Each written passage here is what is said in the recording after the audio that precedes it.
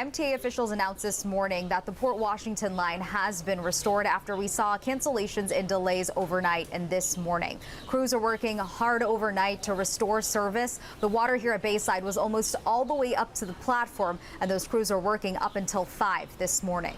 It just looked like a torrential downpour. Thursday's storm caused a nightmare for commuters after rain submerged part of the LIRR tracks. One man says it took him more than 3 hours to get home. They said no trains running on Port Washington. Then got off that train, ended up hanging out at Penn Station for about an hour and a half.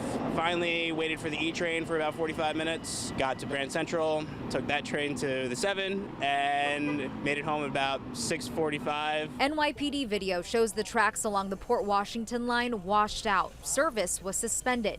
Yesterday, first responders had to help more than 100 passengers get off a train that was stuck because of the floodwater. 160 tons of ballast, 16 dump trucks of ballast were spread out over the tracks. There were 7 different locations that had to be addressed.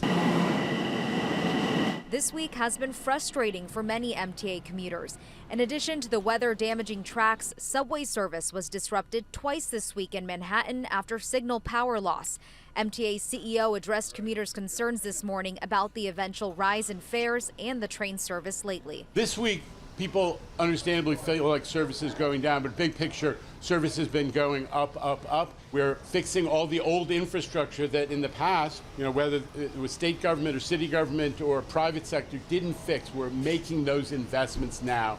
And even though we've had some challenges this week, don't forget we're providing a lot more service and better service. We hope in weeks to come we'll regain riders' confidence. Again, Port Washington service has been restored, but the big message this morning, definitely check your commute before you head out the door for delays.